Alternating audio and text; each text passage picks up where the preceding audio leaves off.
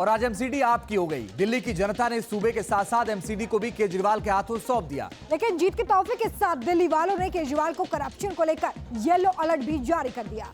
MCD चुनाव के इन नतीजों के क्या है मायने, आइए समझते हैं। बात करें आपकी तो केजरीवाल ने एक बार फिर साबित कर दिया कि दिल्ली में हिंदुत्व की राजनीति पर केजरीवाल फ्री पॉलिटिक्स भारी है। जी हाँ, दिल्ली में बीजेपी के लिए आप एक बहुत बड़ी चुनौती बनकर सामने आ रहे हैं, ये भी क्लियर हो गया है। विधानसभा के बाद निगम चुनाव में भी दिल्ली की जनता ने केजरीवाल पर भरोसा जताया है। तो वहीं 2024 के लोकसभा चुनाव में बीजेपी को क्लीन स्वीप करना आसान नहीं होगा। इसी पर हमारी एक खास रिपोर्ट देखिए।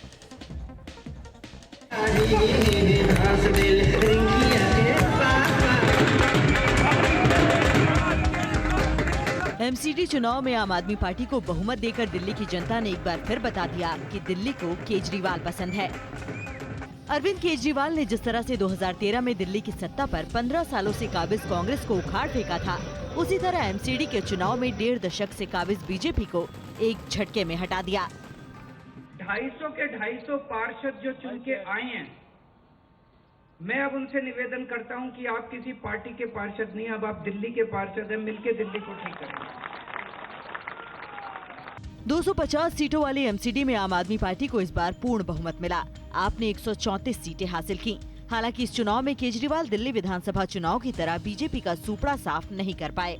बीजेपी को 104 सीटें मिली, जबकि कांग्रेस की सीटों को देखकर लग रहा है कि अब दिल्ली में लोकसभा और विधानसभा के बाद कांग्रेस के नेता पार्षद बनने के लिए भी तरस जाएंगे। कांग्रेस दहाई का आंकड़ा भी पार नहीं कर पाई। कांग्रेस इस बार महज 9 सीटों पर ही सिमट कर रह गई।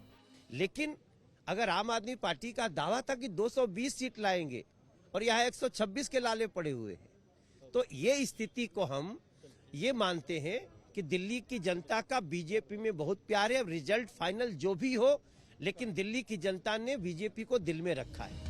इससे पहले 2017 में हुए एमसीडी चुनाव में बीजेपी को 39.3% वोट के साथ 181 सीटें, आपको 25.8% वोटों के साथ 48 सीटें और कांग्रेस को 21.2% वोटों के साथ 30 सीटें मिली थीं।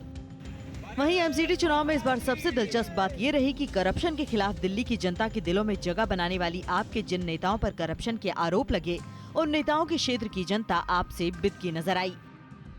मसलन करप्शन के आरोप में जेल में बंद केजरीवाल के मंत्री सत्येंद्र जैन के विधानसभा की तीनों सीटों पर बीजेपी ने जीत दर्ज की। वहीं डिप्टी सीएम मनीष सिसोदिया के क्षेत्र पड़पड़गंज में 4 में से 3 सीटें बीजेपी के खाते में आई, जबकि दिल्ली सरकार के परिवहन मंत्री कैलाश गहलोत के नजफगढ़ विधानसभा क्षेत्र में 4 में से 3 सीटें बीजेपी की झोली में आई।